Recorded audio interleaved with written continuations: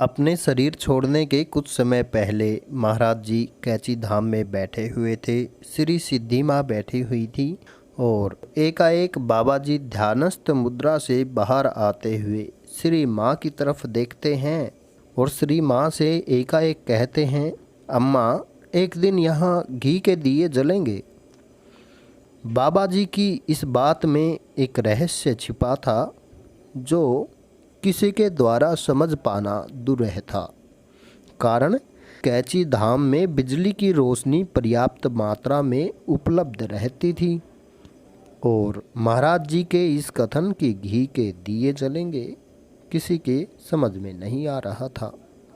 और महाराज जी ने उस समय कैची में स्वयं ही कुछ काल के लिए अगर बिजली चली जाए तो उस अवस्था से निपटने हेतु दर्जनों से ऊपर लालटेन और गैस बत्तियों की प्रचुर मात्रा में व्यवस्था करवा रखी थी आश्रम में। पर किसको पता था कि घी के दिए जलने की लगन कब आएगी और महाराज जी ने ये किस समय के लिए कहा है। इस कथन के बाद कुछ समय बाद महाराज जी शरीर छोड़ देते हैं और वर्ष 1976 15 जून का दिन अत्यंत हर्षोल्लास के मध्य महाराज जी मूर्ति रूप में श्री कैची धाम में विराज चुके थे। हुआ ये कि दोपहर के बाद पास के जो बिजली का जो ट्रांसफार्मर था उसमें जोर की आवाज़ हुई और वो क्षतिग्रस्त हो गया। आश्रम संध्या काल में रोशनी विहीन हो गया। बाबा के द्वारा पहले से व्यवस्था की हुई लालटेनें और गैस बत्तियां जलाई गई, पर बाबा जी महाराज जी को तो घी के दिए जलाने थे। उधर गोदाम में रखे श्री नंदलाल जी की दुकान से लाए गए नेपाली घी के कुछ टिनों से घी रिसकर बाहर बह चला था, जिसे एक माई ने समेटकर एक पात्र में जमा कर लिया था। तभी श्री माँ को बाबा जी का कथन घी के दिए जलेंगे याद आ गया।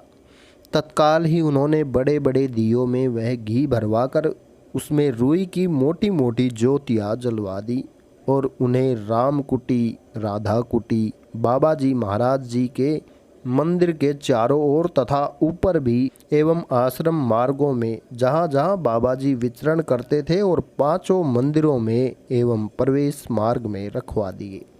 सारा मंदिर क्षेत्र एवं आश्रम एक अपूर्व दिव्य ज्योति से जगमगा उठा। बिजली की रोशनी की चमक इस जगमग के समक्ष फीकी ही थी।